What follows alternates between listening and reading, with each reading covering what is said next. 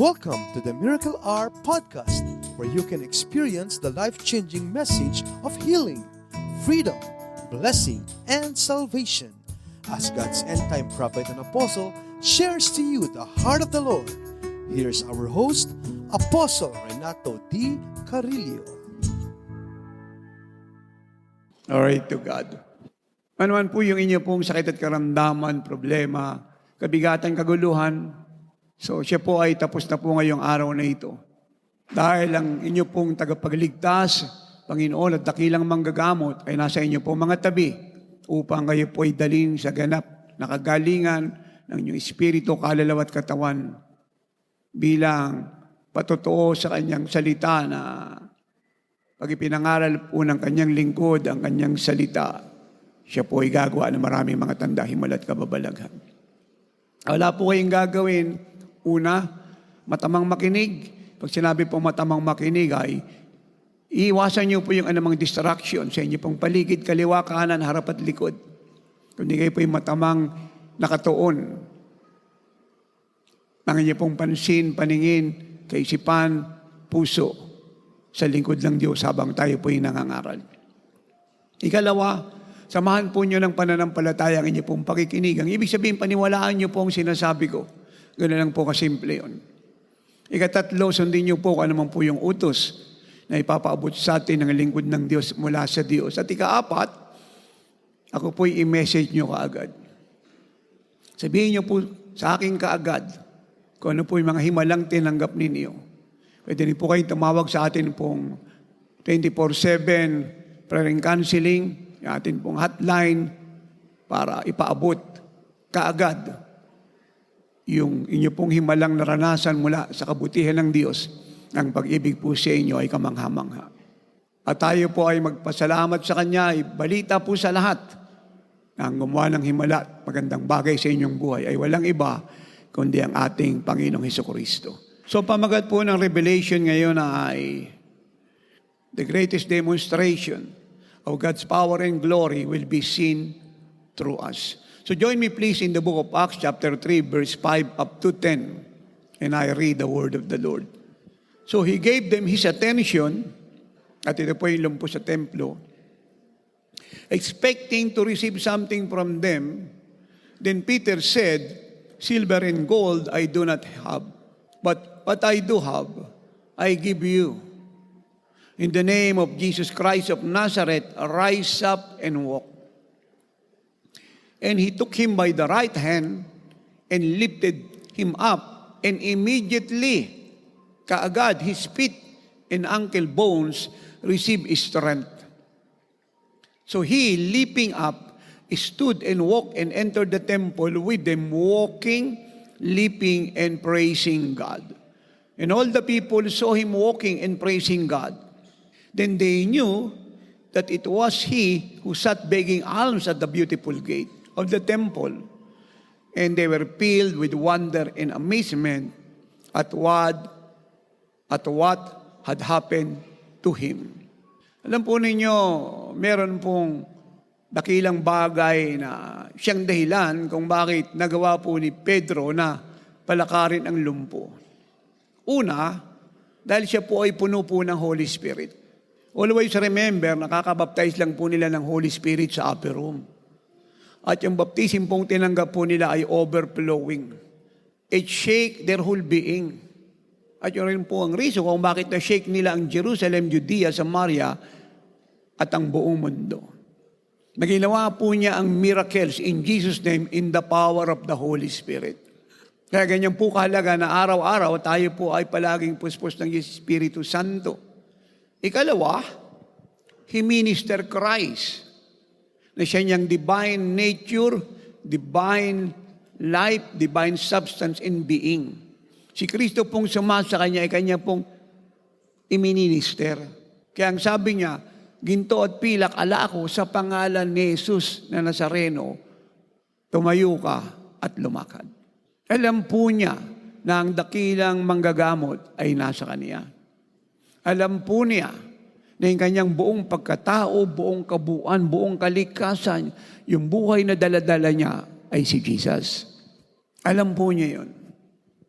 At kung bakit ko po ito kinaklarify sa inyo ng malinaw, kasi napakarami po nagtuturo na mayroon pong wrong misconception at understanding. Na sinasabi po nila, kasi kung bakit nagawa ni Peter yan, kasi siya ay apostol. Totoo pong siya po ay apostol, but that is not the key, that is not the ground, that is not the reason. Ito po yung reason, yung dalawang bagay. Kasi kahit na ikaw ay may titulo, ano man yung designation mo, pag wala si Jesus sa iyo, you can do nothing.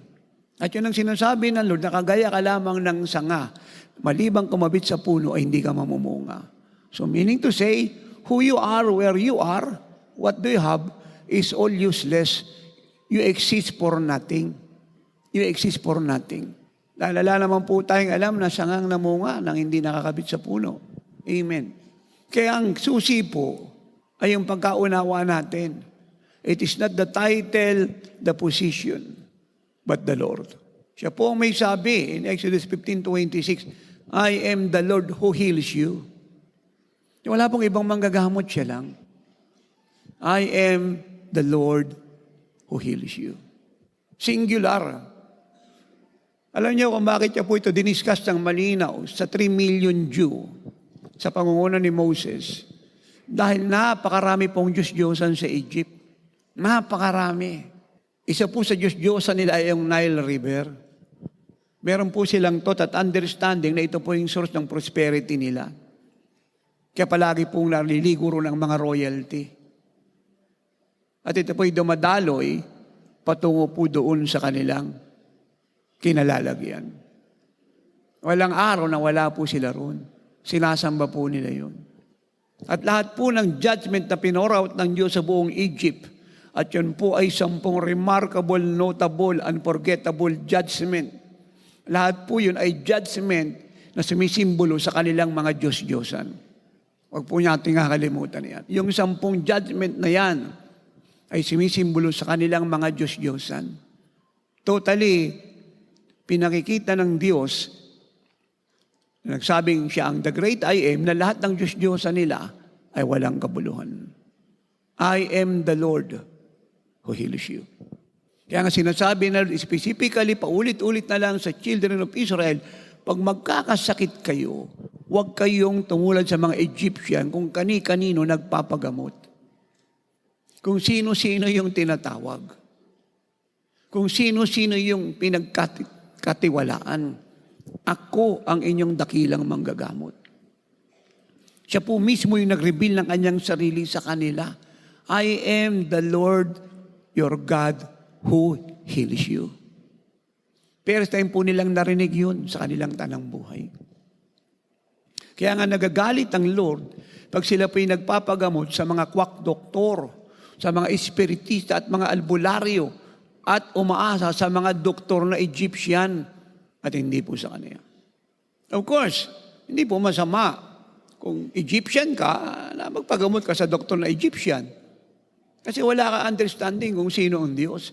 Pero pag anak ka ng Diyos, at sumasa iyo ang Diyos, at sinasabi niya na siya yung dakilang manggagamot, at inuuna mo pa ang kung sino-sino manggagamot, doon siya malungkot. Dahil siya ang magulang mo. Sinabi niya na ako ang dakila mong manggagamot. Huwag na po kayong magtaka kung bakit maraming mga anak ang Diyos na hindi gumagaling, napakaraming maintenance medicine, napakaraming doktor ang pinuntahan, napakaraming hospital ang pinasukan, hindi lang sa Pilipinas kundi sa buong mundo, sapagkat doon sila umasa ng kagalingan. Hindi sa Diyos na nagsabing, ako ang Panginoon yung Diyos, ang inyong dakilang manggagamot. Yung paglimot po sa Kanya, ang nagdala sa kanila ng napakaraming problema. At naintindihan po yun ng babaeng inaagasan ng dugo. Ang sabi po ng Mark 5:25-34, napakarami pong mga doktor ang gumamot sa kanya. Hindi po sinabing 3 lang o 5, ang sabi maraming mga doktor. Pero habang siya po'y ginagamot, ay lalong lumalala ang kanyang karamdaman, yung po yung issue of the blood. Alam niyo po yung issue of the blood, ang mga kadahilanan kung bakit dinudugo ang isang babae, una, ito po ay isang curse.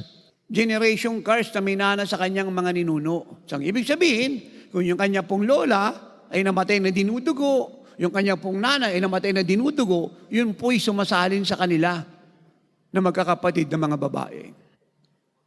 Ikalawa pong dahilan, ito po ay bunga ng malalim na hinanakit, tampo at sama ng loob at habag sa sarili. Na pag yung iyong hinanakit, tampo, habag sa sarili, lumalala, yung pagdurugo mo, lumalala. It go beyond your menstruation period. Yung po lumalabas na dugo, too much na dapat ilabas ang isang babae na merong menstruation or period. Ikatatlo pong dahilan, yung pong takot. Pagka ikaw ay nabubuhay sa pagkatakot, ground po yun. Upang ito pong bagay na ito ay ma-activate. At hindi naman po in-specify po ng Bible kung ano po yung reason kung bakit ganun po katindi yung pagdurugo na diladanas ng babae. At ito po tumagal ng 12 years. Matagal pong panahon. And I am thinking many times, sa isang taon, gaano karaming doktor yung tumingin sa kanya? Sa ikadalawang taon, ikatatlong taon, sigurado po tayong lahat, siya po yung nagpapalit ng doktor. Kasi yung unang doktor na nag-check up, o mga doktor na nag-check up ng first year, second year, third year, wala pong nagawa. At meron po siyang alternative, at normal naman po yun, hanggang ngayon po yung nangyayari. Meron po siyang first, second, third, fourth, and many options. 12 years po yun. Can you imagine kung gaano karaming doktor po yung gumamot sa kanya? In love and fairness sa mga doktor, sa mga hospital, we believe in doctors, blessing po sila. Sila po ay malaking tulong. Pero ang sinasabi po natin, bilang tao, gaano man kataas ang pinag-aralan mo, gaano ka man ka-professional, gaano ka man katalino, yung kakayahan mo, limitado. At isa rin pong reason niya kung bakit marami mga doktor ay nangangamatay din. Hindi na magamot yung sarili nila. 12 taon. Napakarami pong gumamot. Walang nangyari. At isang reason po yan kung bakit mo siya po'y gumagapang. Literal gumagapang po siya. Sa kapal ng maraming tao, siya po'y gumagapang. Iniiwasan lang siya ng mga taong matapakan, pero nakikitang siya po'y gumagapang. Dahil mahinang-mahina na ang katawan niya. Dahil yung kanya pong dugong dala ay almost paubos na. At yung po yung kanyang last chance, either she will live or in that place, she will die. At ang reason po kung bakit siya po ay determinado in spite na maraming nakaharang obstacle, in spite yung mga alagad, ay sinasaway siyang lumapit sa Panginoon. Sapagkat narinig niya ng malinaw na si Jesucristo ay nagpapagaling ng lahat ng iba't ibang klaseng mga sakit at karamdaman.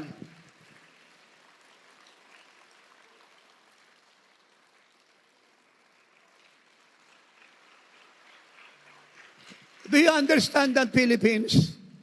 Do you understand the church and nations of the world? Do you understand that? Narinig niya.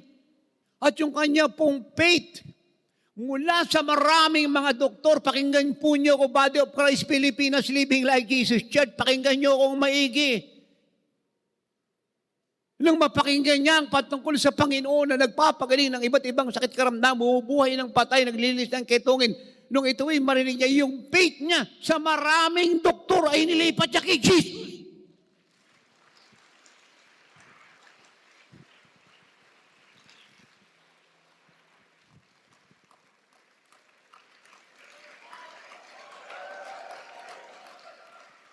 Do you understand me? Let me repeat that. Nung marinig niya ang patungkol sa Panginoon Jesucristo, nagpapagaling ng lahat ng sakit karamdaman, yung faith niya sa matagal na panahon, 12 years or even more, sa maraming doktor, yung faith niya sa maraming doktor for 12 years or even more, mula sa kanila ay inilipat niya sa Panginoon ang kanyang dakilang manggagamo.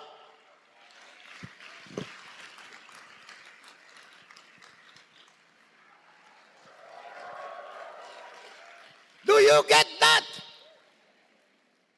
Let me say that again, Philippine Island Church of God. marinig niya ang patungkol sa Panginoon, na siya po'y nagpapagaling ng walang hirap ng lahat ng iba't ibang klaseng sakit at karamdaman, yung faith niya mula sa maraming doktor for 12 years or more than that ay nilipat niya sa Panginoon.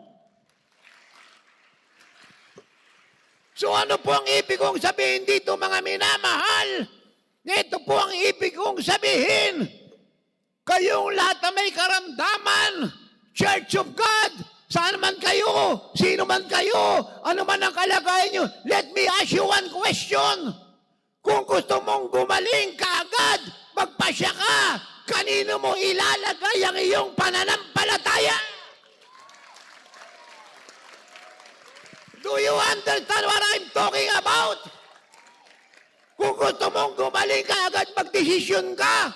Kanino mo ilalagay yung mga pananampalataya? Ipapagpatuloy mo ba sa albularyo? Sa quack doctor? Sa espiritista? Sa pyramid healer? Sa mga tarot reader? At napakaraming mga manggagamot? O ilalagay mo sa pinakadakilang manggagamot na nagsasabing, I am the Lord your God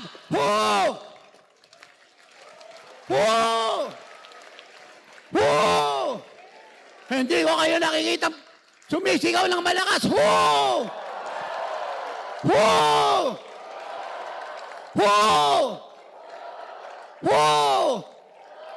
Hindi ko narinig yung sigaw niyang malakas. Who what?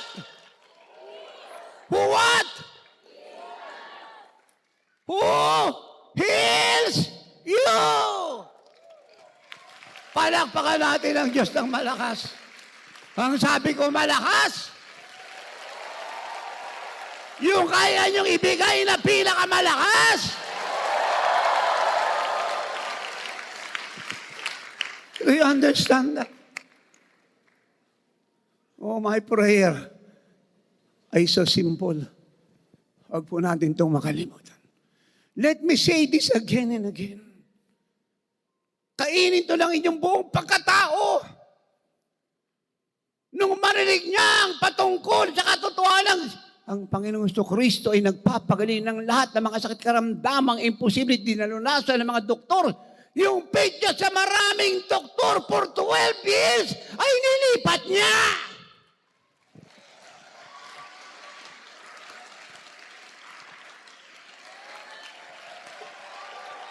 Let the evangelist preach this message. Let the pastor preach this message. Let the teacher preach this message. Let the prophet prophesy this message. And let the apostle proclaim it from the rooftop everywhere, day and night, all over the world. That the Lord your God is your great physician.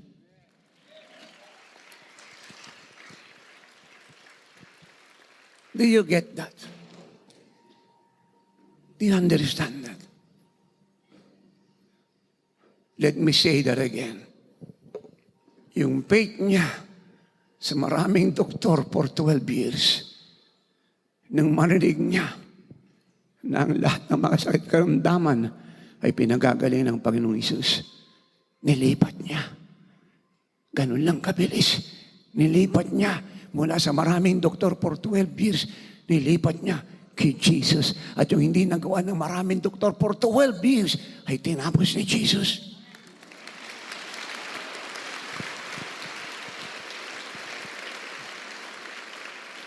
Now, I want you to understand this. Thank you, Lord. I want you to understand this. Alam ko ngayon dumating sa ganitong kalagayan ng buhay niyo. And you can relay what I'm about to say to all of you. I personally believe with all my heart. Yung inilagay niyang faith sa maraming doktor for 12 years ay buong buo. Buong buo. It means 100%. Dahil yung hirap na dinadanas niya ay sobra. Pero walang nangyari.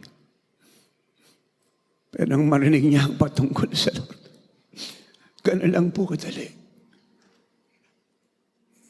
Isang message lang ang narinig niya o isang report, isang testimony ng taong gumaling. Yung lahat ng faith na nilagay niya sa mga doktor na yan for 12 years, nilipat niya lahat kay Jesus.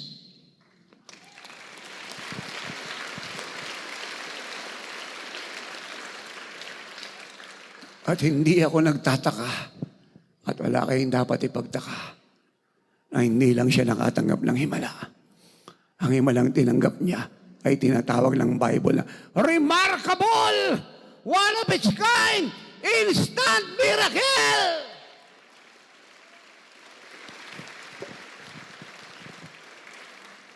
Kaya kung gusto niyo po ng instant miracle, Church of God Philippines, ilagay niyo po ng buong-buo ang faith niyo kay Jesus. Hindi nagwo-workout. Yung ginagawa na maraming mga manggagawa na sa fivefold, evangelical, charismatic, full gospel, o sino pa. Ng mga nangamatay na o nag-i-exist ngayon. Sa iba't ibang movement, coalition, denomination, at fellowship.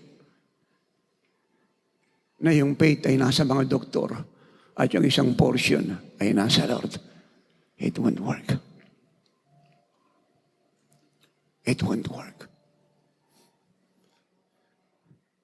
Jesus said, have faith in God.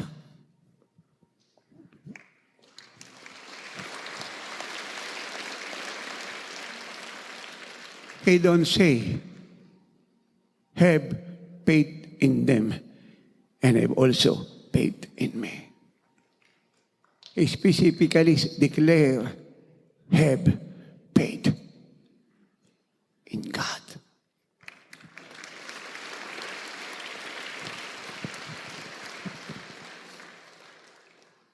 Amen. Oo, kung lahat po ng kababayan natin ay aalisin ang faith sa mga ribulto nila, sa mga Diyos-Diyosa nila, sa maling turong tinanggap nila bunga ng tradisyon, reliyon at pagiging religyoso. At lahat ito ililipat kay Kristo, purihin ng Diyos. Gaano man karami ang sakit nila, uubusin ni Jesus lahat.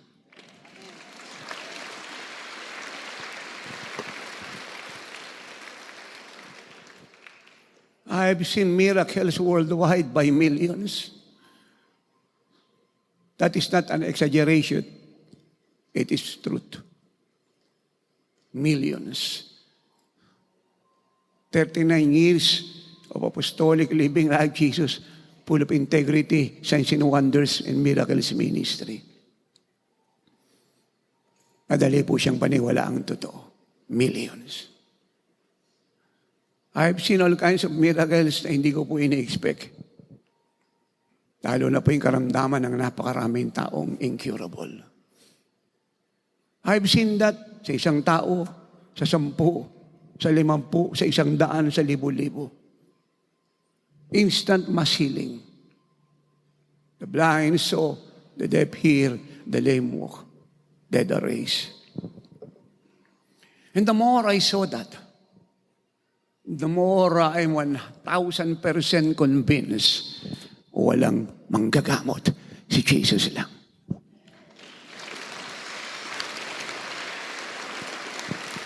The more I saw that, I am 1,000% convinced na walang bagay na mahirap sa Kanya. The more I saw that, the more I am 1,000% convinced na ang sino mang lalapit sa Kanya na buwang pananampalataya, gaano mang kataas ang blood sugar mo, bulag ka man, wala ka ng mata, sira na ang kornea mo, tritina at pupil mo, baldado ka, mataas ang kolesterol mo, mataas yung blood pressure mo, lumpo ka, cripple ka, baring ka, may ketong ka, bingi ka, may goiter ka, may cancer ka, sa brain, sa bone, sa breast, and all kinds of cancer.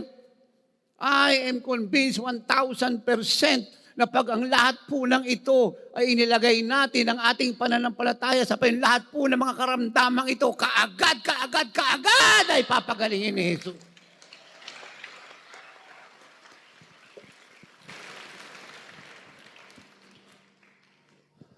Kaya kung gusto po ng lahat na ang faith niya maging solid, maging strong, at ang mga nagtuturo sa fivefold, ay huwag nang tumayo sa pulpito, nakagaya ng unbeliever, at nagsasabi yung mga bishop at pastor, maybe the Lord will heal you. I will do my best to pray for you. Maybe the Lord will be so gracious to heal you. I will attempt to do my best to pray for you. Maybe He can heal you. And it's up to Him if He will heal you. Wala na pong ganyang kamangmang na panalangin at trial and testing prayer. Ito po ang mangyayari. Ipipiris niya si Jesus na manggagamot. At pag nalaman ng lahat, Pilipino ka man, ano man ang kulay mo't anyo, na siyang manggagamot at ito'y proven and tested again and again, sigurado, yung walang faith, pagkaka-faith. At pag nakita niyo yung faith na nilagay sa kanya, makikita ng lahat ng makasalanan, may karamdaman, at lahat ng bilanggo demon possess ang pagpapalaya ng Diyos.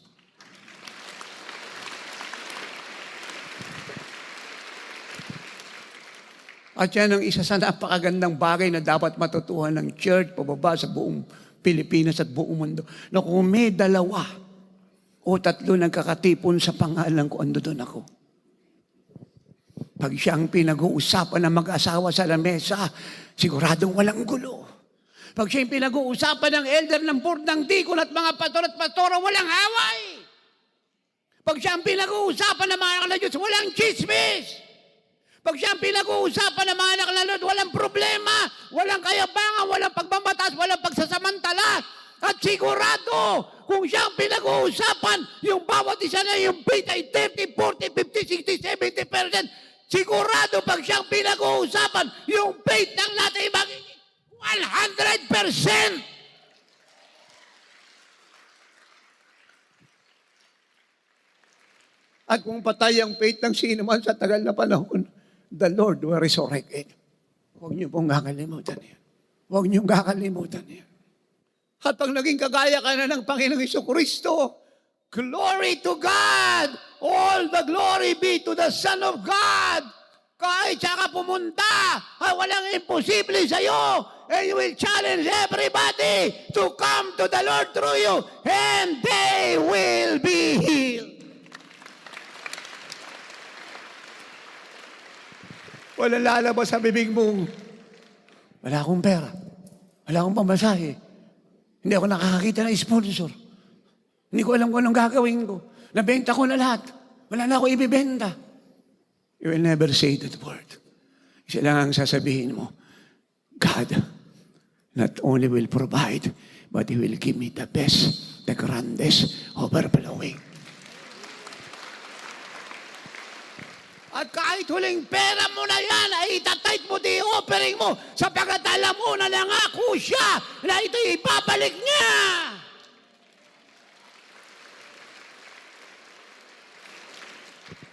And I want to advise you, and listen to Tate advice, beware. Let me say that again, beware. Na sa huling yugto natin sa mundong ito, ay disip kayo ng diablo. May pipiliin kayo paniwala ang pangako niya. Nang papaniwalaan nyo lang iabot ng isip nyo, hindi nyo abot, ay iwan nyo na lang sa tabi. That is deception. Beware. Abot nyo o hindi, ay maniwala kayo na lahat ng sinasabi niya ay totoo. At bahagi ng paniniwala mo, purihin ang Diyos, ay pagkiklaim ng pangako niya. At ang kiniklaim mo, sa gusto ng diablo, mapapasa kamay mo.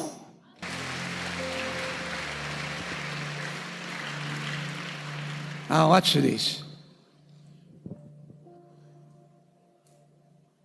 Alam niyo kung ano po yung pinakamalaking kasalanan ng church? Hindi ko po sinabi yun ang pinaka. Sabi ko, isa sa pinaka.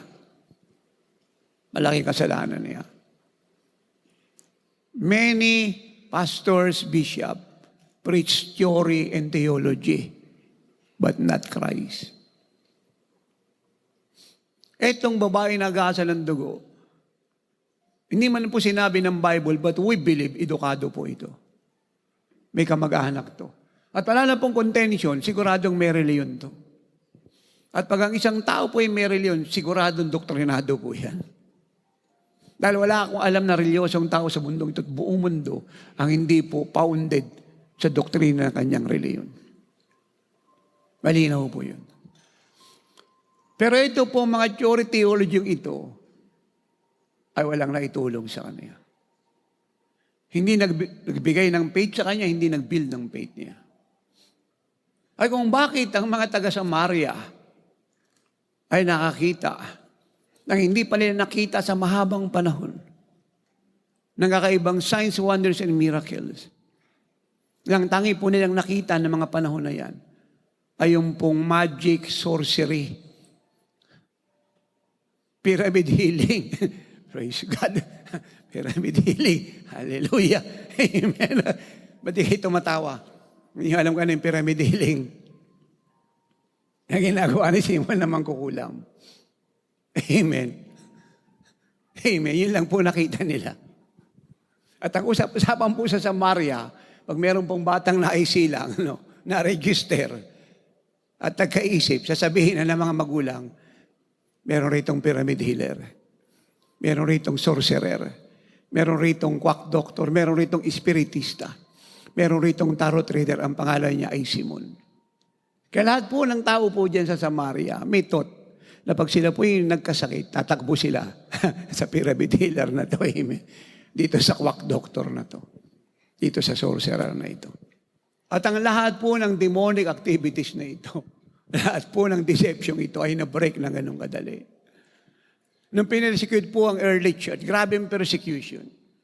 Imbis na sila po yung magtatakbo at magtatago at iwanan po yung gawan at iligtas yung sarili nila. Alam niyo kung anong ginawa nila? They scattered, not to hide, not to run, as a coward, and betrayed Jesus. But they scattered everywhere sa gitna ng intense persecution. Na pag sila po'y nadakip, dalawa lang pupuntahan, kulungan at kamatayan. They scattered and preached Christ everywhere. Yan po ang Apostolic Church. Na dapat yan po ang buhay ng mga churches sa buong mundo, lalo sa Pilipinas ngayon. Hindi nililigtas yung sarili niya. Hindi tinatago yung sarili niya. At iniiwan niya mga kawan ko, ano man ang mangyari sa kanila, ay bahala na sila basta ako ililigtas ko sarili ko. They preach Christ everywhere. And Philip the evangelist reached Samaria. At ala po siyang sinaya na oras at panahon. You know what he did? Kaagad pinangaral niya si Jesus. He preached Christ. Ano pong nangyari? Ano pong nangyari? Lahat ng pilay lumakad. Mga bulag nakakita. Bingi nakarinig. Lahat ng sakit at karamdaman gumaling. Yung mga demon possessed lumaya. Ang mga demonyo puno ng takot, nagsisigawan, nagmamakawan, naglabasan sa katawan ng mga tao. Nawasak ang gawa ni Simon na sorcerer, quack doctor, albularyo espiritista, psychic at pyramid healer. At nagkaroon po ng malaking kagalakan sa Samaria. Lahat po ito ay nangyari sa isang reason. Philip preached Christ.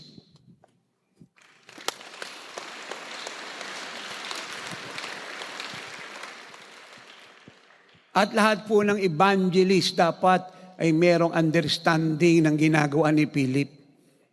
Ano po yun? He don't condemn sinners. He don't accuse the sick. He preached Christ. He preached Christ. He preached Christ.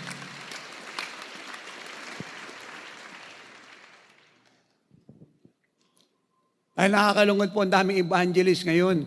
Imbis na iligtas yung mga tao, tinutulungan niya pang mapunta sa kapahamakan. Galit po si Jesus sa lahat ng kasalanan, believe me. Pero grabe ang pag-ibig niya sa nagkakasala. Ako ang tinignan lang ng Lord ay kasalanan ng lahat, walang papasok sa langit. Alam niyo kung anong ginawa niya? Mula sa langit siya po'y bumaba at itinapon ang kanyang buhay, ang kanyang kalikasang pag-ibig sa kasalanan ng lahat. Kaya yung kasalanan ng mundo na tabunan ng pag-ibig ng Diyos.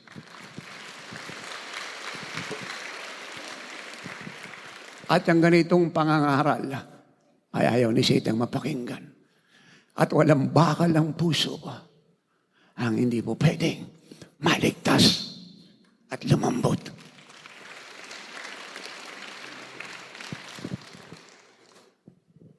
At ang pangangaral ng Ebanghelyo para magligtas ng tao ay hindi pinag-uubusan ng mahabang oras para gumawa ng magandang sermon at butterfly sermon. Ito'y pinag-uubusan ng maraming oras sa upper room. Panalangin, pag-aayono, pagsusumamo sa Diyos, panagoy, panangis. At hindi aalis ang mga ngaral sa upper room malibang siya'y consume ng Kristong ipangangaral niya. Hindi siya kontentong tumanggap lang ng isang touch sa Lord, but He wants totally to be consumed, to be unseen. At kahit sa maiksing oras siya'y tatayo even while He is walking before He spoke or He speak. Christ is seen. At yun ang reason bakit nagawa ni Pedro ang lahat ng ito. Matagal siya sa upper room. Matagal siya sa upper room. Dahil sa upper room doon nagaganap ang totoong pagmamahalan ng bawat isa sa Lord. Sa upper room doon mo pinopora out yung sarili mo. Wala kang nililihim sa Lord, wala kang tinatago. Doon ka nagpiplead sa Kanya, nag-a-appeal na parang ikaw ang may kasalanan, na parang ikaw yung nasa bingit ng kamatayan, na parang ikaw yung hatulan.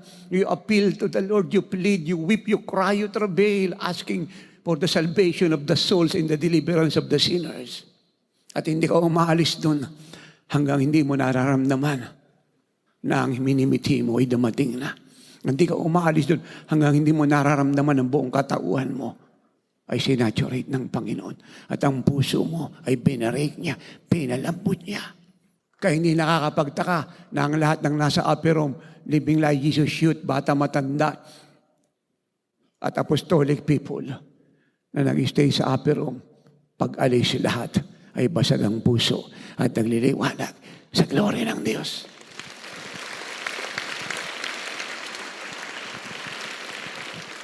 Amen.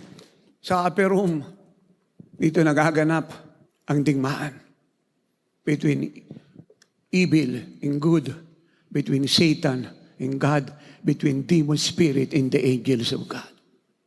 Sa upper room. Sa upper room, dito nagaganap ang lahat ng pagbabago. Sa upper room, nakasalalay kung saan pupunta ang isang pamilya, ang isang barangay, ang isang bayan, ang isang bansa. At naunawaan ang lahat ng nasa upper room na nasa kamay niya ang pag-asa ng pamilya niya, ng barangay niya, ng bayan niya, ng bansa niya at buong mundo. Nasa kamay niya ang kinabukasan ni Satanas at mga demonyo sa impyerno. At nasa kamay niya ang gagalingan, kalayaan ng lahat ng may sakit at karamdaman.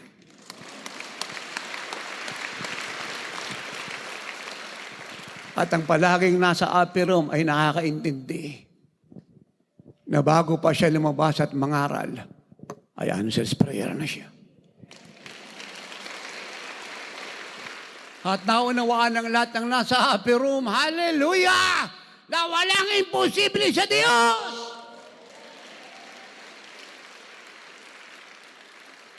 At alam ng nasa upper room at ginawang bahay at pamumuhay ang pananatili sa upper room, na kahit saan siya pumunta, ang langit kasama niya.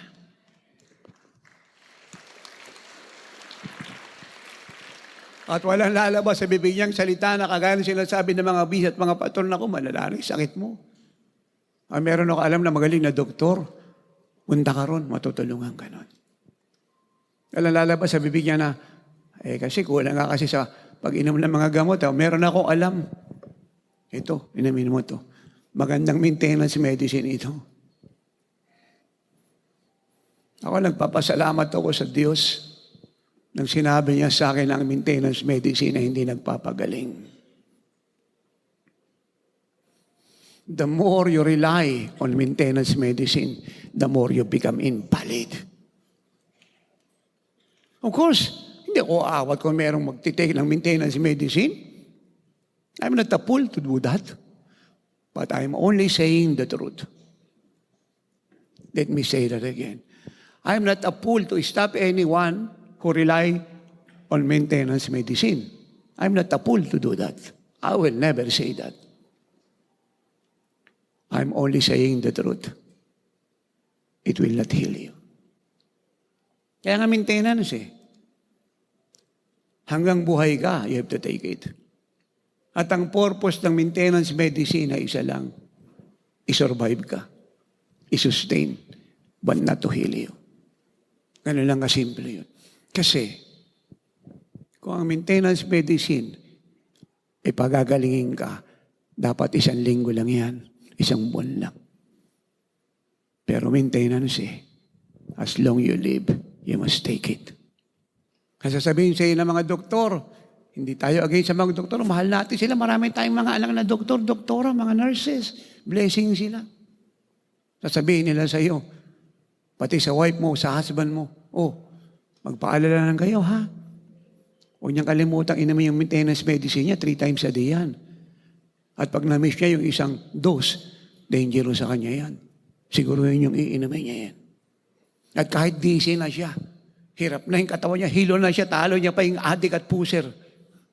Nahay sa drugs, kailangan i-take niya yan. It make you invalid. Inuulit ko, hindi ako against, I'm not a fool and a stupid para sabihin sa sino namang itigil niya yan. I will never do that. I will never say that. Ang sinasabi ko, isa lang. Pag nilagay mo yung faith mo sa Lord, tapos ang lahat ng karamdaman.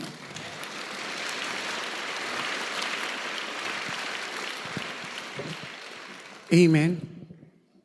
Anong si John the Baptist nag-send ng mga alagad niya to inquire again na kung inihintay nga nilang Messiah ay si Jesus nga.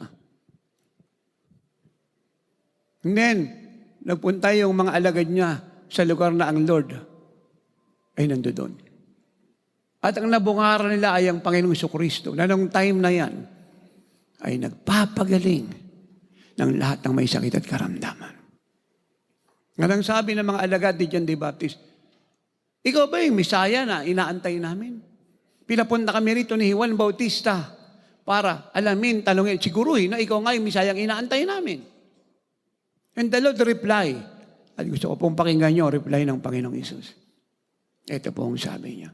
Sabihin nyo kay Juan Bautista, ang mga bulag nakakakita. Ang mga bingi nakakarinig. Ang mga pilay lumalakad. Ang kitungin lumilinis. Ang patay na bubuhay. Ang lahat ng karamdaman ay gumagaling. Bumalik kayo. Sabihin nyo kay Juan Bautista, ang inyong nakita. Anong ibig sabihin ng Lord? Kung kayo ay nagtatanong na ako ang Messiah, ito ang proof. Lahat ng may karamdaman gumagaling. Ang patay na bubuhay. Ang bulag nakakakita. Ang bingi nakakarig. Ang kitungin lumilinis. Ang di mo poses lumalaya. Ito ang proof na ako ang Messiah. Ako ang Savior. Ako ang anointed Son of God. Ito ang sign. Ito ang proof. Signs, wonders, and miracles.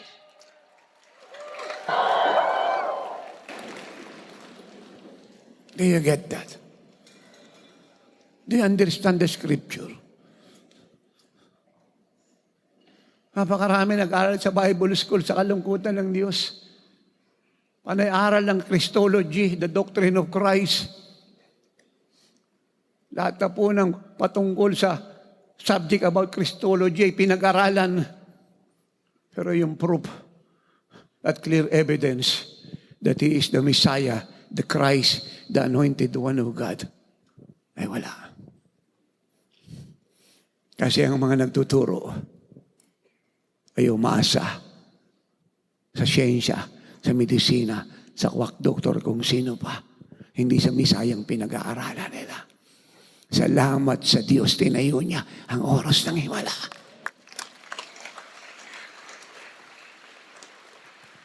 At hindi lang kayo nandito mga anak, pati kapatid yung by millions nationwide and worldwide, ay alam ang sinasabi ko, lahat na ng doktor, albularyo, espiritista, quack doctor, pyramid healer, psychic healer, pinuntaan nyo, hindi kayo gumagaling.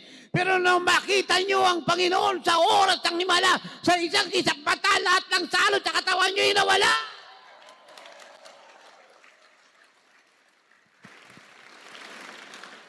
Dapat minamahal natin ang oras ng himala.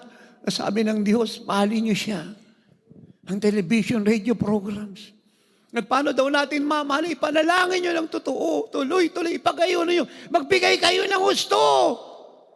Hindi nyo kailangan ng panawagan. Ang kailangan nyo, obedience.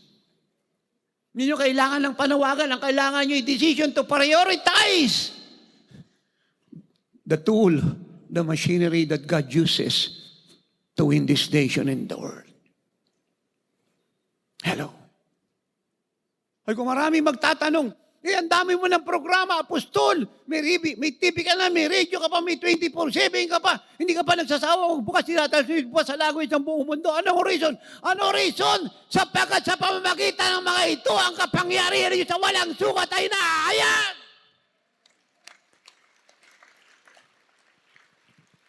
And I'm not disobedient to the mandate God said, ililigtas ko ang buong Pilipinas sa pamamagitan ng pagpapamalas ko ng aking walang kapangyarihan bilang sagot sa inyong sama-samang panalangin pag-aayuno, bilang sagot sa pananatili nyo sa upper room.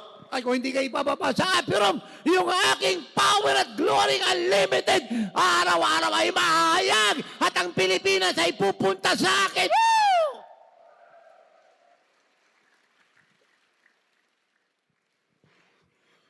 Napakaraming kinakanta sa churches.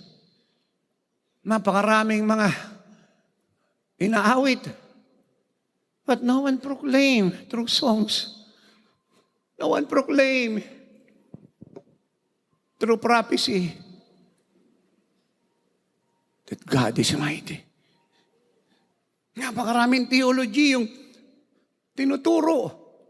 Kinukuha sa Greek at Hebrew translation. Yung bawat verses.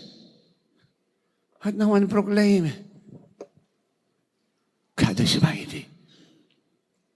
Dahil kung meron magpuproclaim, kagaya ng ginawa ni Shadrach, ni Meshach at ni Abednego, ang pagan king na si Nebuchadnezzar ay masyasyak at sasabihin niya, 3 lang ay tinapon ko sa fiery furnace. Bakit may nauna rong mukhang anak ng Diyos? 4 na sila.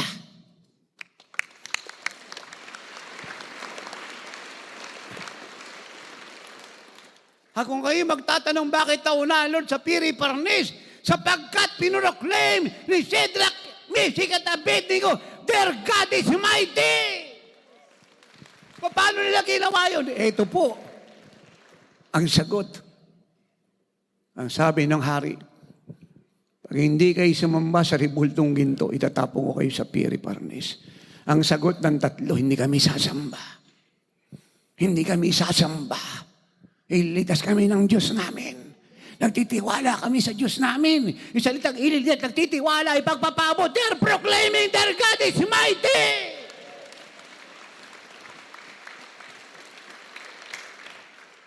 Amen. Alam nyo, kung mapapalitan ang lahat ng teaching sa church at theology ng biblical faith, mula sa apostolic teaching para i-present ang faith ng Lord. Walang anak ang Diyos na mahirap, may sakit, na may problema, at pinapahirapan ni Satanas. Lahat ay supernatural. Lahat ay simple. Lahat ay spiritual. Lahat ay miracle working people. At walang usapin, walang gulo ang kailangan pang daanin sa korte at maghanap ka na maraming abogado magsisinungaling. You will simply submit to God. And the moment you submit and change mind and obey His word, and then you are free and you are blessed.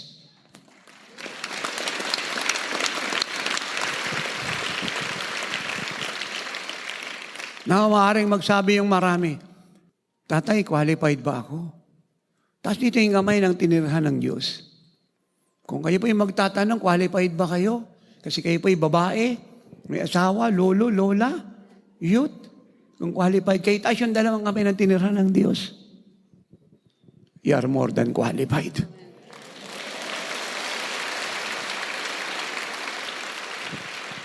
It's not the age. It's not about personality. It's not about surname. It's not about nationality. It Christ in you, the hope of glory. Yung sabi ng Bible, tumingin yung lumpo kay Peter, born cripple for 40 years. Nag-i-expect nalilimusan siya ni Pedro at ni Juan. He is a beggar. Nasa templo po siya. The rest of his life, begging for alms. And Peter said to him, gold and silver I have none, but such I have, I give to thee. In the name of Jesus Christ, rise up and walk. Hinawakan po ni Peter yung lumpo. Itinayo. Siya po'y lumakad. Siya po'y lumukso. Siya po'y tumakbo. So kung kayo po'y magtatanong, ano po yung purpose ng paghawak ni Pedro? Pagtatayo sa kanya. At siya po'y lumakad, siya'y lumukso, at siya po'y tumakbo, at napuno ng glory ng Diyos ang temple. Anong purpose? Ito po ang purpose. Ginto pila kalako. Pero si Kristo, sumasa akin sa pangalan niya, tumayo ka, hinawakan niya yung buhay ni Kristo. Sinalay niya rito, at yung kanyang mga butong mahina, lumakas, tumibay. Sabi ko, yung mga buto niyang mahina, pati laman, lumakas, tumibay.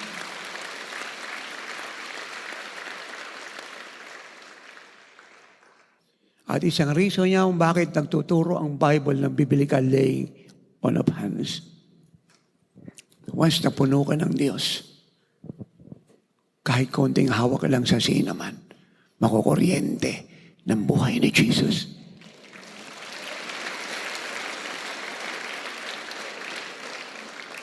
Year 2000, nasa cinema po tayo. Meron tayong conference. May matin pong isang kilalang babae. Kilala sa lipunan yung asawa niya. Nasa government, mataas ang posisyon. Napakaganda po niyang babae, edukada. But she is a very lonely woman. Depressed, oppressed, abused by his husband. Wala pong makatulong sa kanya. Yung kanya pong asawa ay womanizer. Hindi siya binibigyan ng pera. Pero yung asawa niya ay multimillionaire. Well known. Devastated yung buhay. Marami na po siyang napuntahan, may reliyon siya. Walang nakatulong sa kanya. At meron po tayong anak na isang nurse galing Saudi Arabia. Pray niya ito. At nakaatin po sa ating gawain. Sinama siya. Sabi niya may gawain ng lingkod ng Diyos sa sinima. Pumunta tayo. At siya po'y dumalo. Grabe po yung glory ng Diyos. Visible po yung manifest presence ng Holy Spirit. Lahat ng daanan ni tatay ay napupuspos na iislain. Yung hindi ko pa hinahawakan yung mga tao, yung nangangatal, yung mga demonyo naglalabasan sa katawan. At yung mga himalay nagaganap sa upuan. At ako po ay napatapat sa kanya. At ang sabi ko, iunat mo yung dalawang mong kamay. Pinatong ko po yung aking kamay sa kanyang dalawang palad. Siya po yung nangisay nanginig. Matagal po siyang nanginig, parang nakuryente. Hindi niya alam ang nangyari. Sabi ko, sinasaling ko sa iyo ang Panginoon, ang kaluwalhatian niya. Umuwi ka. Patungo mo ng kamay yung asawa mo.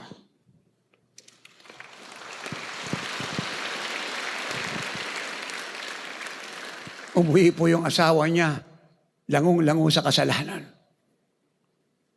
Natulog. Pinatungan po niya ng kamay. Bagong dalo lang po ito. First time lang siyang nakadalo. First time. Pero sinunod yung payo ko. Pinatungan niya ng kamay ang asawa niya. At ang sabi niya, sabi na lingkod ng Diyos, may mangyayari sa kanya. Mababago asawa ko. First time niya lang pong nakadalo, hindi marunong magpray, walang naintindihan. Naniwala. Pinatungan ng kamay ang asawa niya. Kinabukasan yung asawa niya nagising. Napakabait. dinate po siya, binigyan siya ng pera at nagbago ng buhay. Lumaya. Yung demonyo na cast out.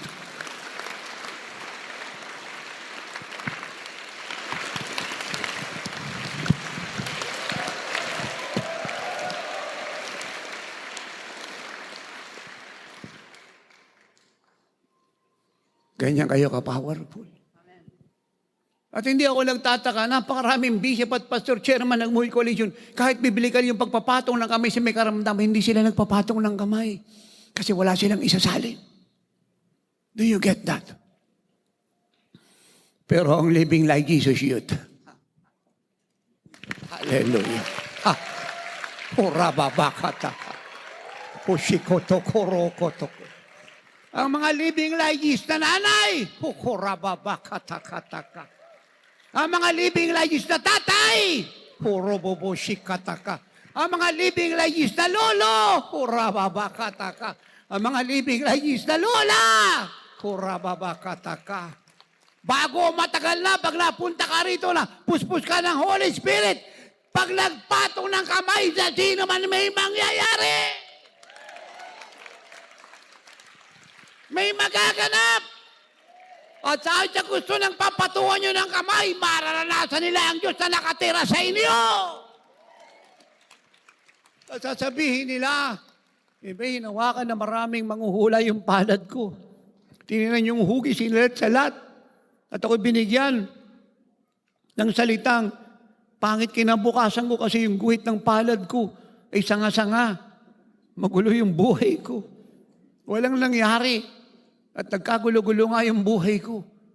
Napakaraming manghuhula yung humawak ng palad ko. Tinignan yung hugis, pinisil-pisil yung palad ko. Walang nangyari sa akin kundi pumapangit yung buhay ko. Pero nahawaan ako ng mga taga-oras ng himalang mga youth.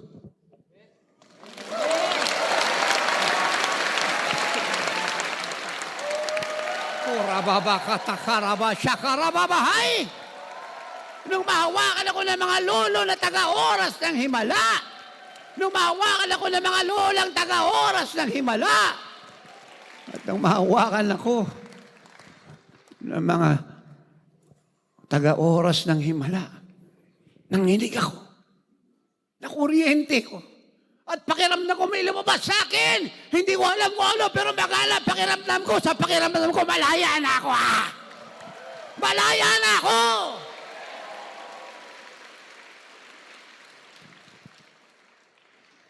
Dapat yan po nakikita ng buong Pilipinas. Hindi puro Marcha once a year, may dala tayong banner. Wala pong pangit no sa may dala kang banner, mabuti na yung banner pangalan kasi pangalan ng komunista at pangalan ng politiko. Pero walang celebration doon. Kaya araw-araw tayong magmarcha rito at may dalang banner, walang mangyari sa Pilipinas. They must be like Jesus.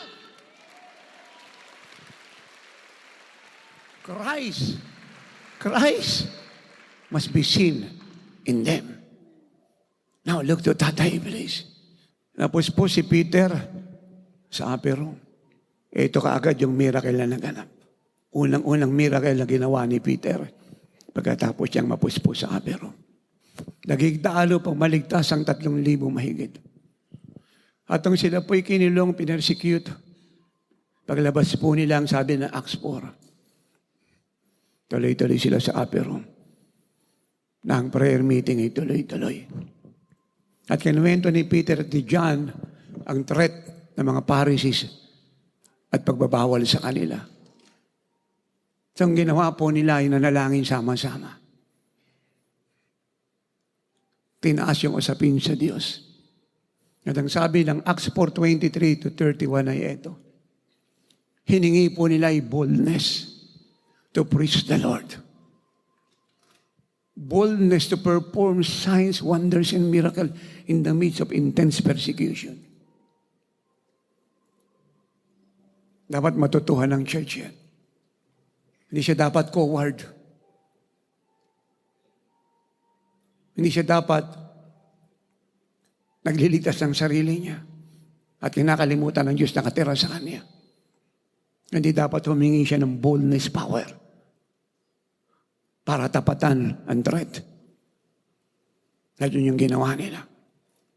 At bumagsak po ang Holy Spirit sa kanila. At ang sabi ng Acts 4:29 to 31, yung upper room na kinalalagyan po nila ay nilindol ng Diyos.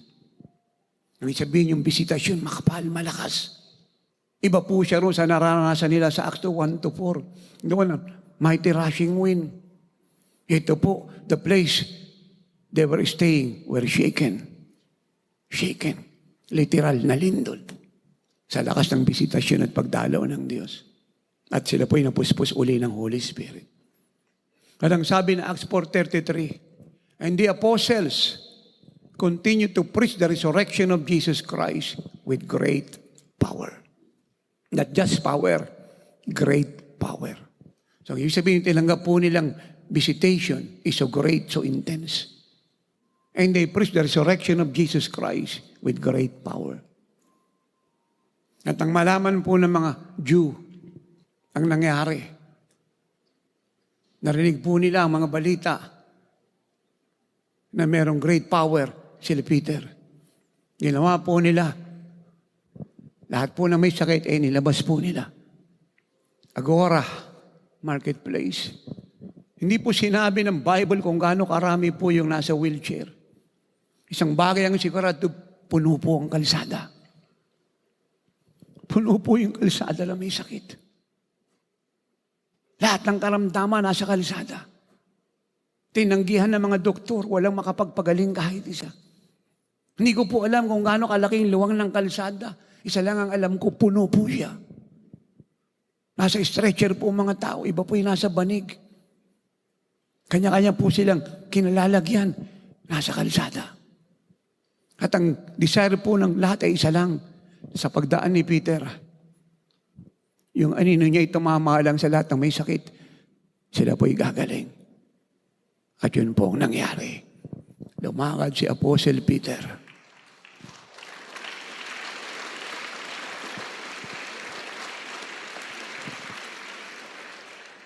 Overshadowed by God the Holy Spirit. At kada lakad niya, ang lahat po ng nasa folding bed, nasa wheelchair, may saklay, ay nagtatayuan, ang bulag, nakakakita, ang bingi, nakakarinig, ang cripple, tumatayo, lahat ng sakit at karamdaman ay gumagaling. Lumalakad lang si Peter. Inovershadow ng Holy Spirit si Peter.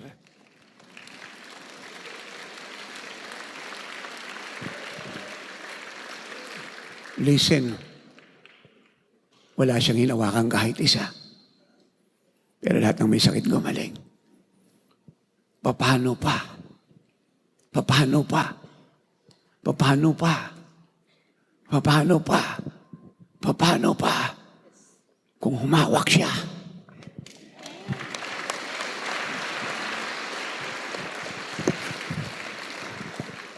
Wala siyang hinawakan kahit isa, lahat ng may sakit gumaling. Paano pa? Paano pa? Paano pa? Kung meron siyang hinawakan.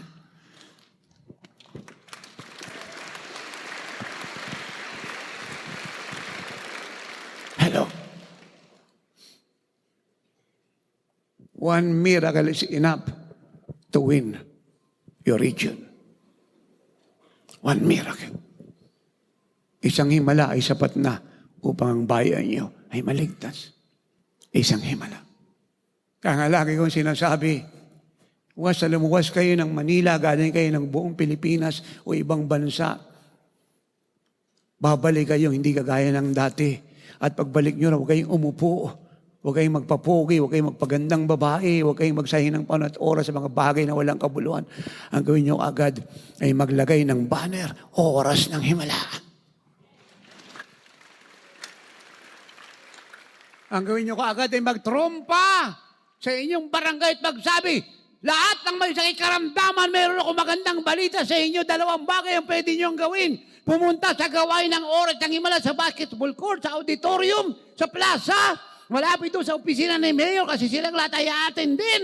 O gusto nyo ako'y pumunta ng bahay nyo, isang bagay ang sigurado kahit alin sa dalawa yung piliin nyo, tiyak gagaling kayo.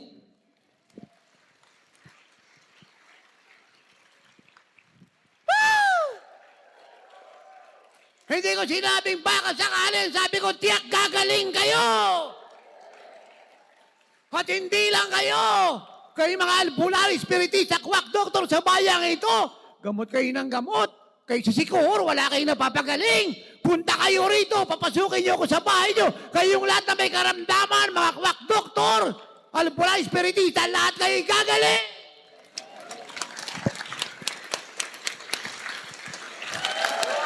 Wala akong nakikitang tumatalon dito. Wala akong nakikitang sumisigaw dito. At ang nakikita kong tumatalon lang yung nasa second row, third row, fourth row, yung nasa first row, hindi tumatalon.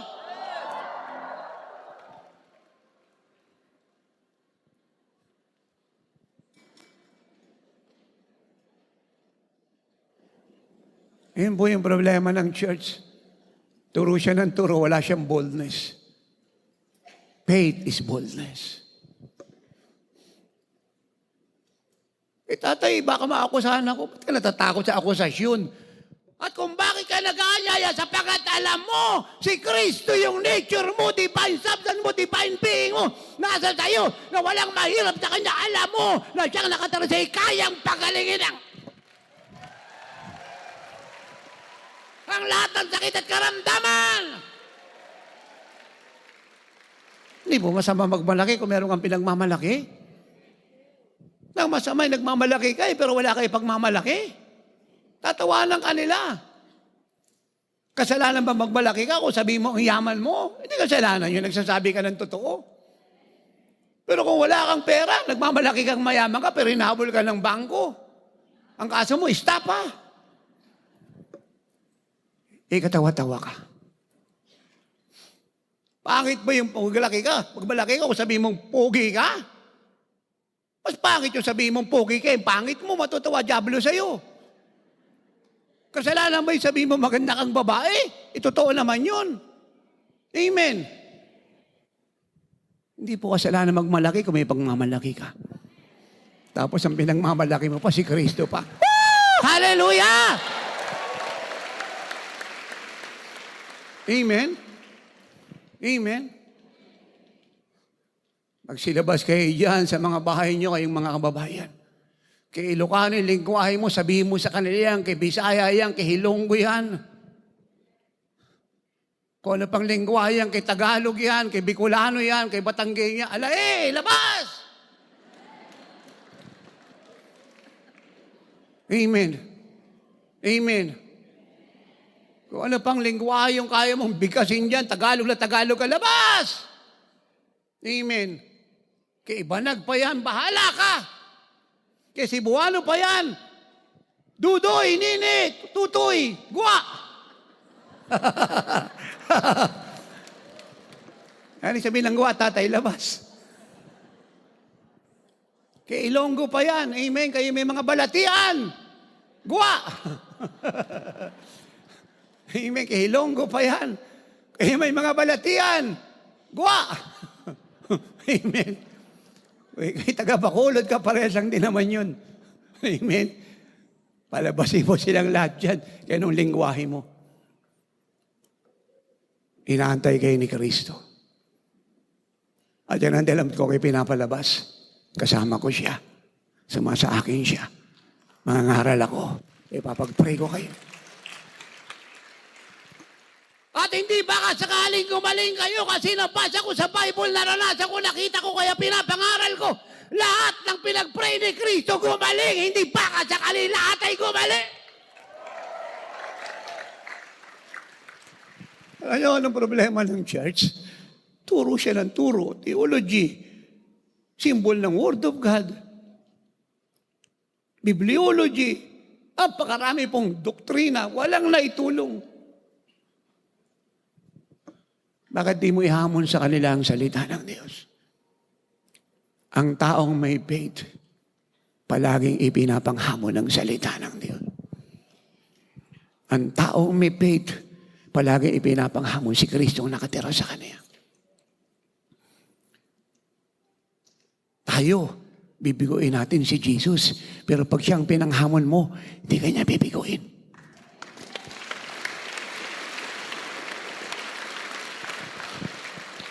Amen. Punta akong India, Andhra Pradesh. Ikalawa sa pinakamahirap na bayan sa India. Wala nagpupuntang manugad doon. I don't know. Pero alam ko, pag apostolo ka, kahit saan sulok ng mundo pupunta ka. Kahirap ng biyahe. Train na sira. 8 hours ang biyahe galing ng Chennai to Andhra Pradesh. From Singapore, lumipad kami patungo ng Chennai, tapos nag-train patungo ng Andhra Pradesh. Kagabi break ko ng fasting ng 1 week. Habang nabiyahe kami yung train, parang nahati. Bulok. Panahon pa ng gyera. At hindi bali na yon. Pero pag mahal mo talaga ang Panginoon, lahat ay babatahin mo. Diyos ko, yung amoy po nila, amazing. Hindi ka makatawa, hindi ka rin magalit, hindi ka rin makangiti. Magsasabi ka, Lord, salamat, kaya ko ang lahat ng bagay. Dahil sa'yo. 8 oras mong titiisin. Mas malala pa po siya sa panlinis ng CR. Totoo po yan. Grabing amoy. Crowded po yung train. Shoulder to shoulder. Hindi ka makakatulog. Bukod sa sira yung bintana, ang lakas ng hangin. Woo! Ayun, kaya mong tiisin yung piring amoy nila, Diyos ko. Amen. Alam niya naman yung suot nila eh. Kulob na kulob, tapos nakapabango pa. 1 linggo, 1 buwan, walang ligo-ligo.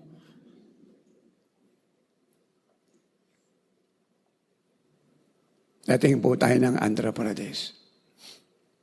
Open air. Ang attendee Muslim, Hindu, Christian, and believer, sama-sama sa malaking lugar. At mayroon pong mga unang nangaral, mga pastor na taga-India. Daming pinagsasabi. Amen. Yung pilay-pilay pa rin. Sumunod yung ikalawa, mas maraming pinagsasabi. Yung bulag-bulag pa rin. Dumating si tatay, ako yung pinakahuli. Wala akong pinagsasabi kundi yung salitang, India, listen. The Lord sent me to you for all of you to be healed, not tomorrow, but tonight.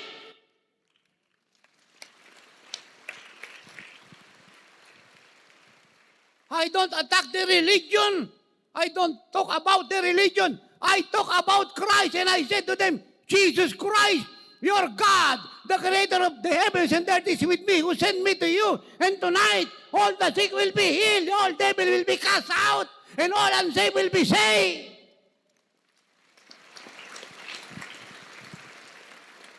The Holy Spirit demonstrate His power. At ang mga may sakit, nagsigaling. Yung mga Hindu, naging Kristiyano. Yung mga Muslim, naging Kristiyano. May tao ba rito?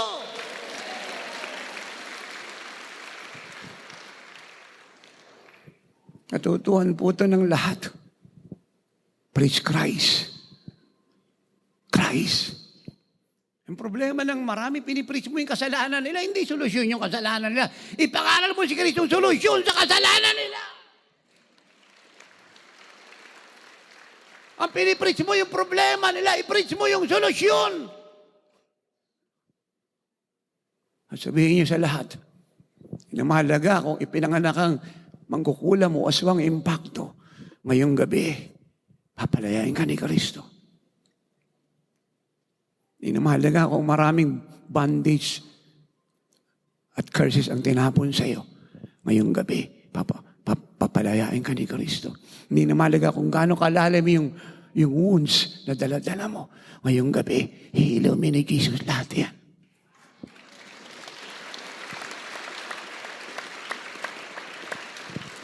Amen. Tapos ni Peter, na-demonstrate ang power ng Diyos sa Jerusalem as he walked overshadowed by the Holy Spirit. Tumuli siya sa bahay ni Cornelio.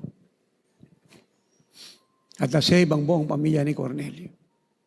At bago po siya pumunta ng bahay ni Cornelio, Dumaan po muna siya ng Lida. Acts 9:32-35. At doon po sa Lida ay meron pong isang cripple mula pagkabata. Ang pangalan niya ay Aeneas. At ang ginawa po ni Peter ay nagpunta ng bahay niya at ang sabi, Aeneas, the Christ heals you. Tumayo ka, lumakad ka. At si Aeneas tumayo.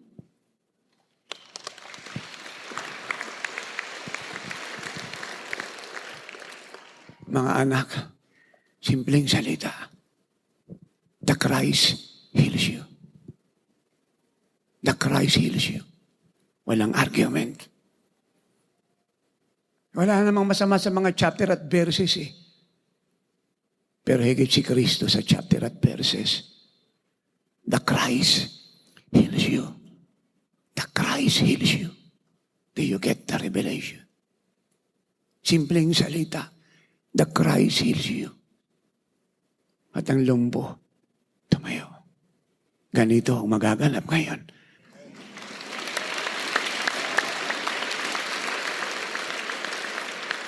Na bago ka pumunta, kahit saan ka pumunta, siguruhin mong galing ka sa upper room.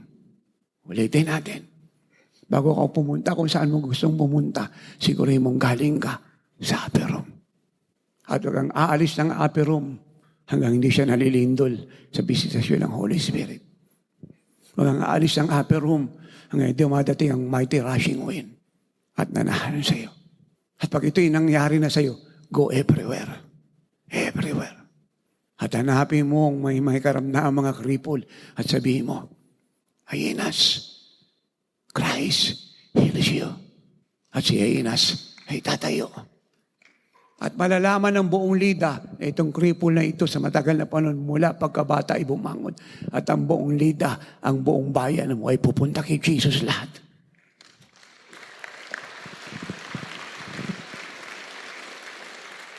At ang mabalitaan ng mga taga-Jopa na si Peter ay nasa Lida. Dahil namatay po ang isang committed na babae ng Diyos. Ang pangalan niya po ay Dorcas. Siya po ay nananahi ng kasuotan ng mga banal. Blessing po siya sa mga banal. Kaya kayong mga nagpapakain, blessing kayo. Yung pinakain nyo rito napakaraming youth, blessing kayo sa napakaraming youth. Kay mga hidden heroes na nasa kusina, pero hindi makakalimutan is yung ginawa nyo.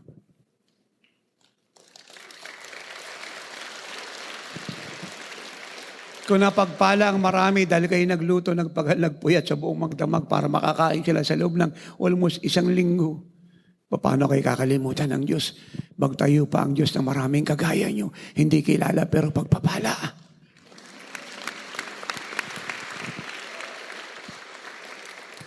Kayong nagtatahi ng kasuotan ng mga hinirang at pinilit mga lingkod ng Diyos, blessing kayo.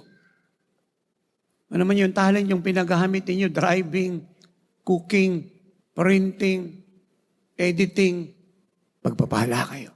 Katotohanan ang sinasabi ko sa inyong lahat. Ang gandang pala niyo sa Diyos ay nakahanda na.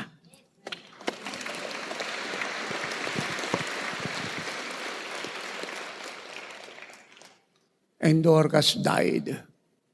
Iniyakan po siya ng mga banal. Kasi nakakapanghinayang talaga yun eh. Bigla nang umuwi yung blessing sa kaharian ng Diyos. Nakakapanghinayang.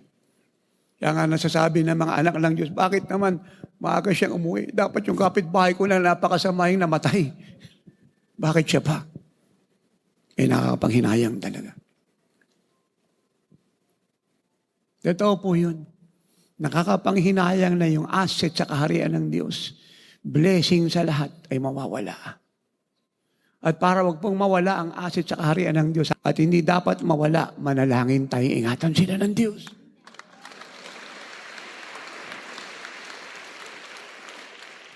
Dahil mahirap humanap ng kapalit nila. Mahirap.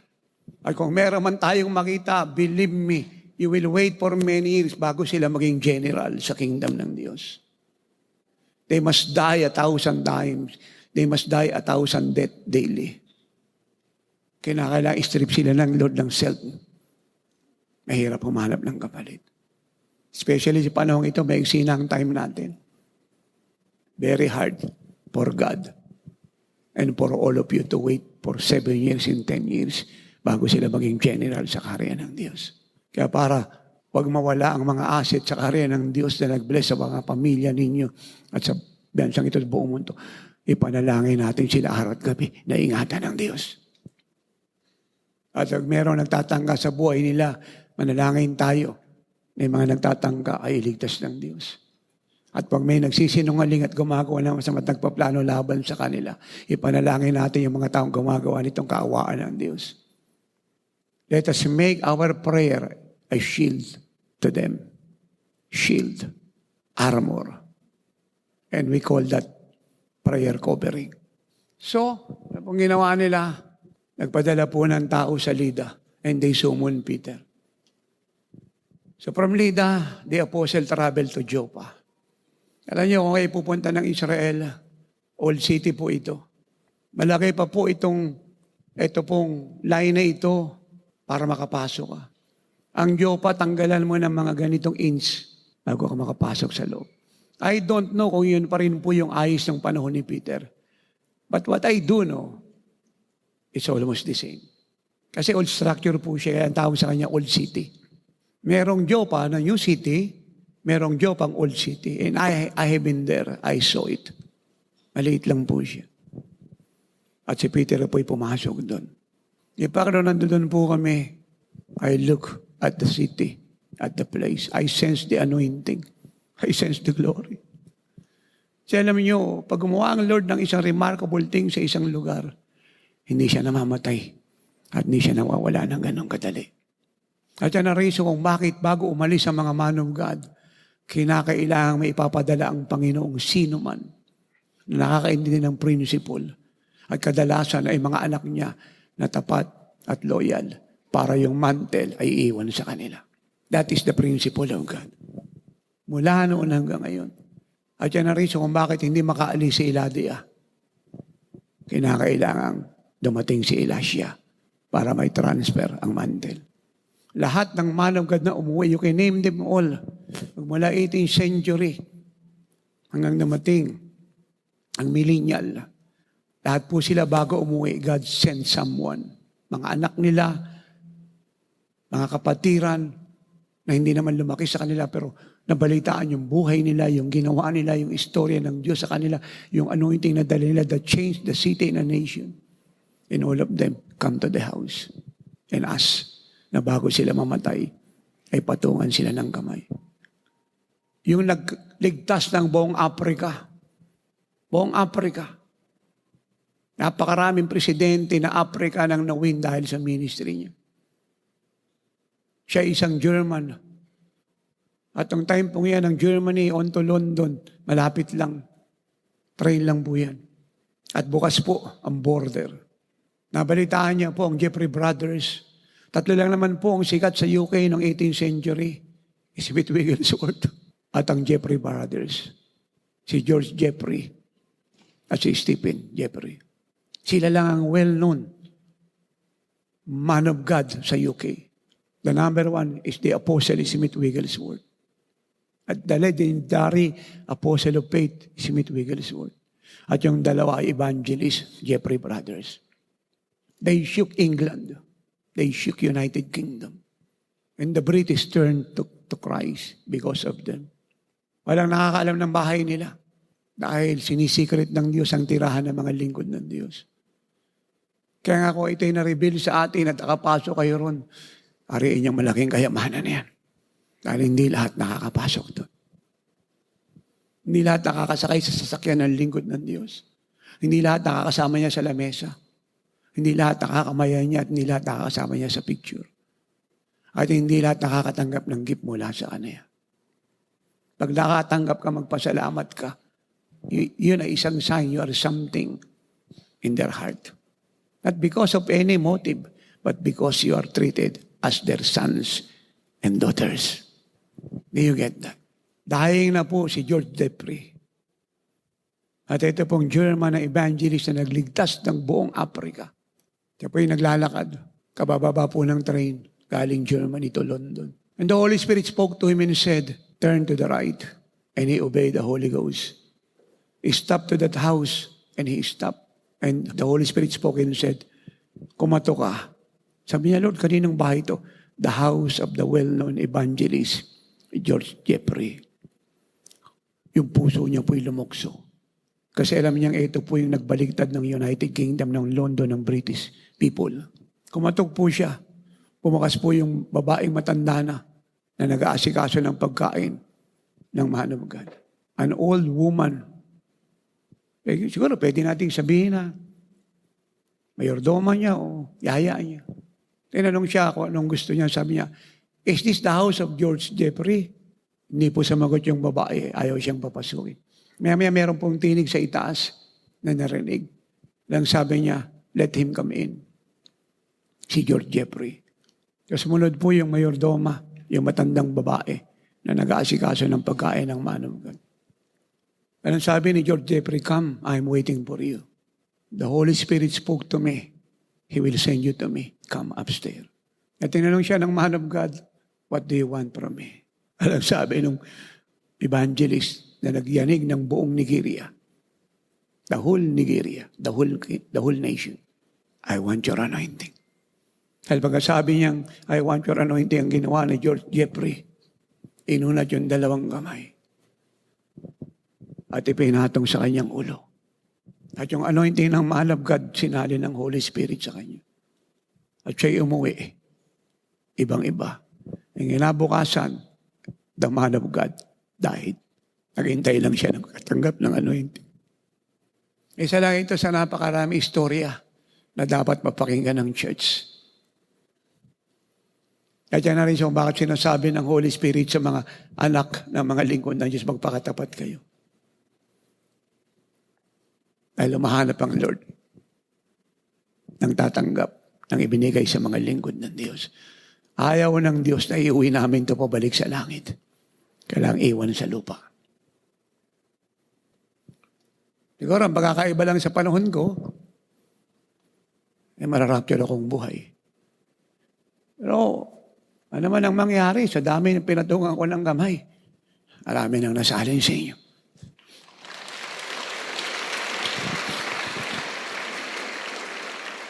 Hindi lang po yan ang nangyari. Smith Wigglesworth before he died. Si Dr. Lester Sumrall, anak niya po sa faith. At siya yung tatay ng isang may malaking church sa Ohio, Columbus, Ohio. Anak yun ni Lester Sumrall. Hanggang ngayon nag-i-exist siya, buhay siya.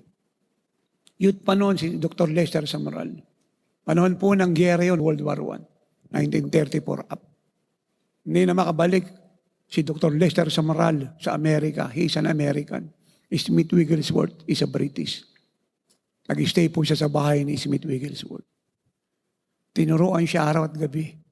Yung ilang panahon na iiwan sa buhay ng man of God, in-invest sa kanya. Tinuruan siya araw at gabi. Sinaman siya sa prayer, sinabi yung secret sa kanya. And before Smith Wigglesworth died, he asked Dr. Lester Sumrall, if you want more, I will give it to you. Pinatungan po siya ng kamay. Nakalipas po ang ilang panahon, maiksi na lang. The man of God, the apostle of faith, go home. And Dr. Lester Sumrall traveled the world. Dala-dala ang anointing ni Smith Wigglesworth. Kaya pag binasa niyo yung mga books niya, tingnan niyo yung video niya, lagi niyang kinukot ang tatay niya. Dahil alam niya, wala siyang nagawa at walang nasa kanya, malibang may binigay ang tatay niya.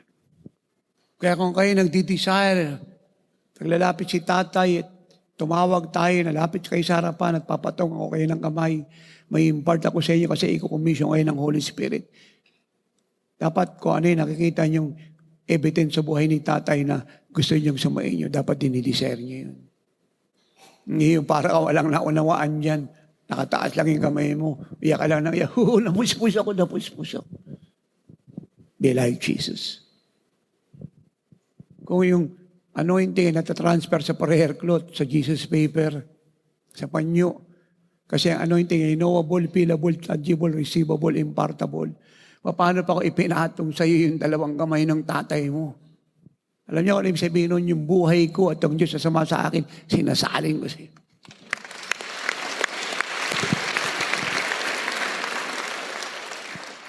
At isa rin reason niya kung bakit lahat ng nag-Absalom sa kanyang amang si David at tag-Adonaya ay nislaughter ng Diyos. Napakahirap niyan. Kaya ako lagi kong sinasuggest noon pa sa mga dati niyong kapatid o sa inyong lahat. Hindi ko ina-expect na papangit ang puso niyo, pero kung may magkakagano naman, let me advise you. Iba na lang yung usigin niyo. Iba na lang yung gawa niyo ng kwento. Iba na lang yung gawa nyo ng lying. Iba na lang idemanda nyo. Iba na lang padala nyo ng letter ng isang lawyer na walang kakwenta-kwenta. Iba na lang ang gawa nyo.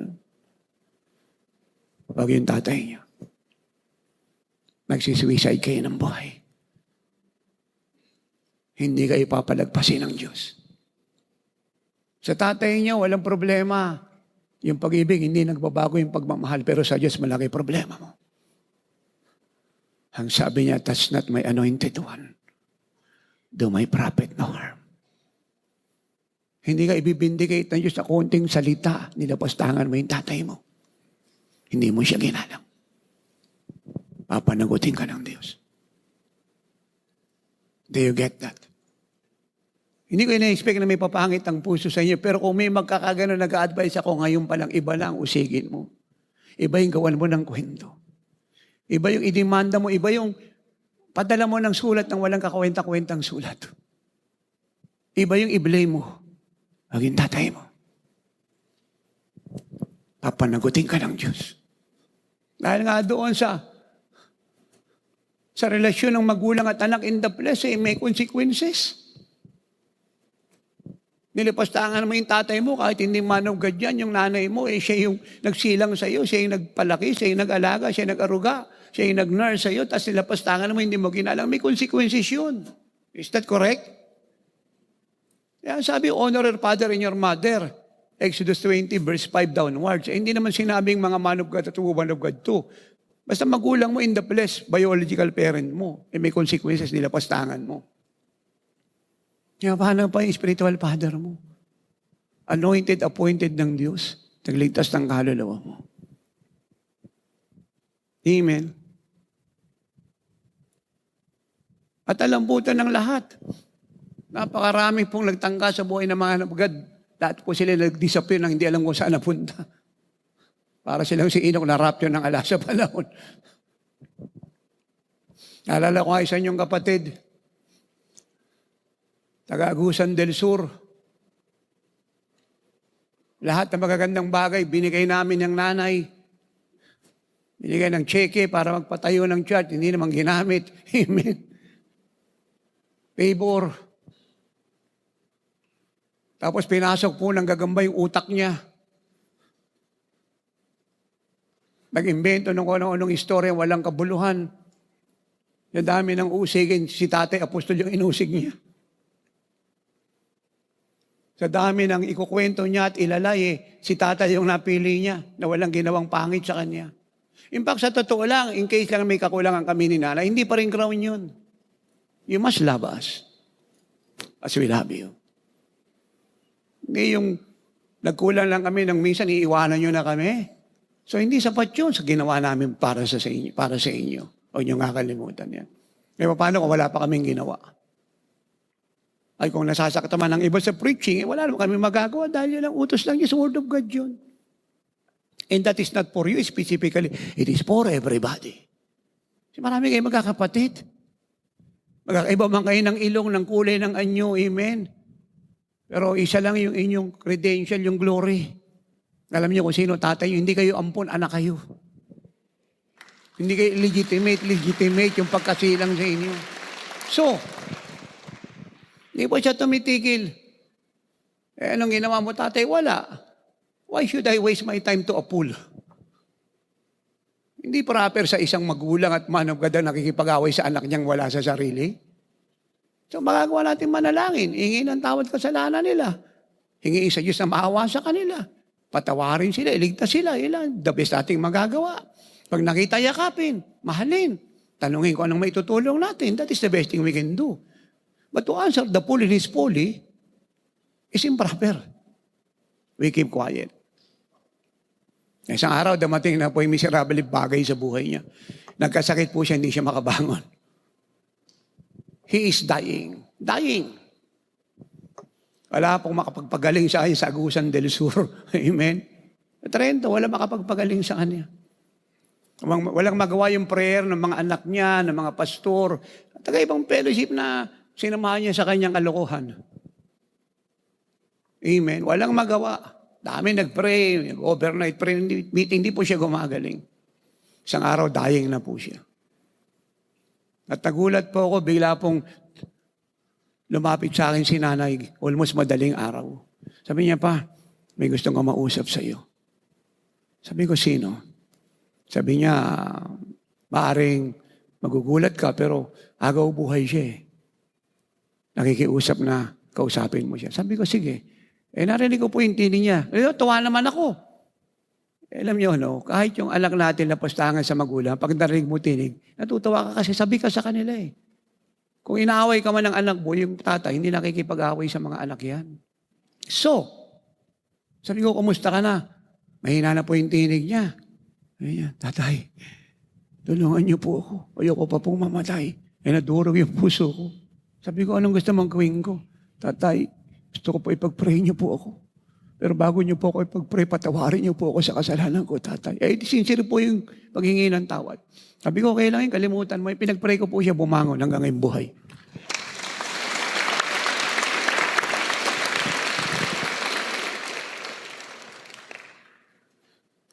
Ay kung kayo po yung magtatanong, lumalim na po tayo ng gusto mga anak, dito na tayo eh.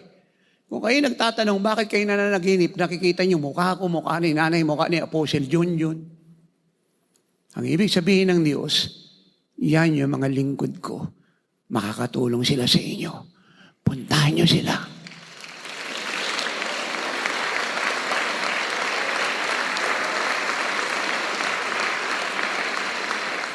Ganun lang kasimple yun. Hindi kayo nanaginip at pinakita ng Diyos sa inyo yung aming pong mga countenance, yung aming mga anyo ng walang reason. Isa po yung paraan ng paggalaw ng Diyos.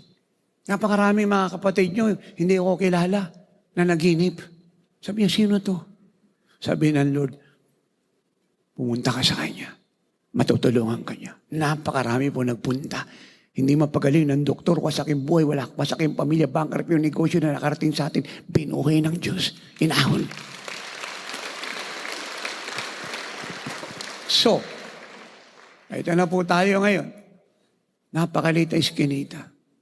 At ang sabi po ng tourist guide namin, doon yung bahay ni Dorcas. Doon pumasok si Peter.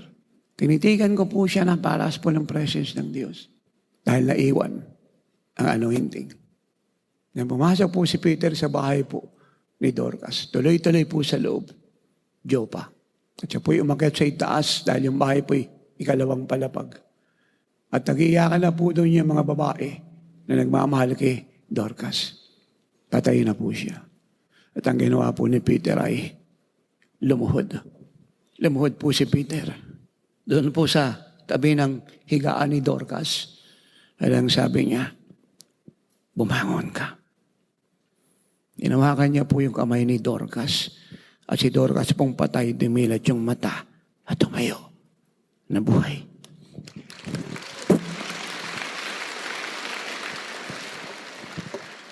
Yung nga lang wala po siyang hinawakan, lumakad lang, maraming gumagaling eh.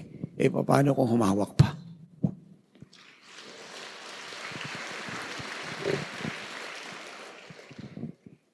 They understand that. Pilipinas, Church of God, let me say this to you. Ubusin mo na lahat ng reliyon. Ubusin mo na lahat ng albularyo. Hingiin mo na ng tulong, hingian mo na ng tulong lahat ng politiko.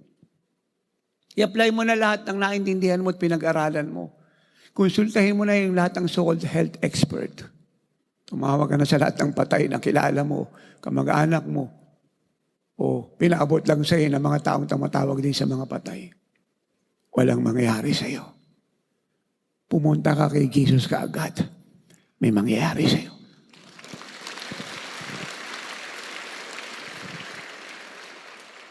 And this is my advice to you, church. Charismatic ka man, full gospel ka, evangelical ka, so-called prophetic ka, and so-called apostolic ka, let me advise you. Hindi kailangan ng Pilipinas at ng pinapasaran nyo ng theology. Ang kailangan nila ay si Kristo at encounter sa Holy Spirit.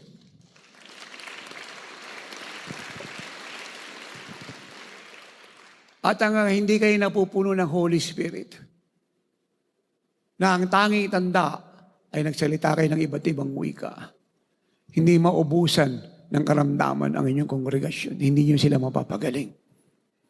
And the more na kayo po'y nag-pray ng panalangin, isinusukan ng langit. Kagaya ng lagi nyong ginagawa. Ng panalangin nyo, Lord, kung kalooban mo gumaling si sister, si brother, pagalangin mo siya. Lalo po silang magkakasakit. Wala kayong maitutulong sa kanila. Pero pag nag-humble kayo ng sarili, dahil hindi nyo po kayang sila po ay pagalingin at sila po ay dying. At binuksan nyo po ang television. Hinanap niyo ang oras ng himala. O nagpunta po kayo ng EDSA o ng dwelling place. O kayo inimbita nyo sa church o personal sa bahay po nila. May mangyayari. Ay kung bakit ako po ay may tapang na nagpipresinta at malakas sa loob na kayo po hinahamon dahil si Kristo at ang kapuspusan niya ay nakatira sa akin. Ako man po'y busy at ako po'y nasa ibang bansa. Walang opportunity na ako po'y makontak ninyo. Hindi dahil ayoko. O maaring ako po'y nasa service ng time na yan at nagmi-minister. At dying po ang mahal nyo sa buhay, kapatiran, kaibigan, kakilala o kapitbahay. Hindi nyo po ako ma-reach out. Even doon ako open ang cellphone, hawak po ng mga anak ko.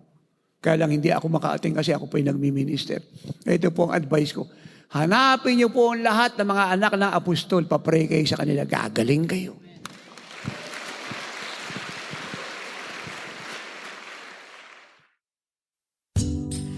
Thanks for listening to Miracle Hour Podcast.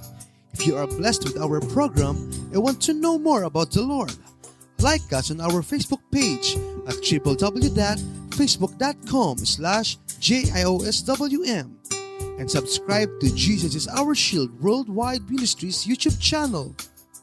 Our time is running out. Jesus is coming any moment. Apostle Renato D. Carrillo is mandated by God to bring the church to its full potential and to live like Jesus. Have a part in this end-time move of God. Pray, fast, and give to the work of the Lord. To God be all the glory.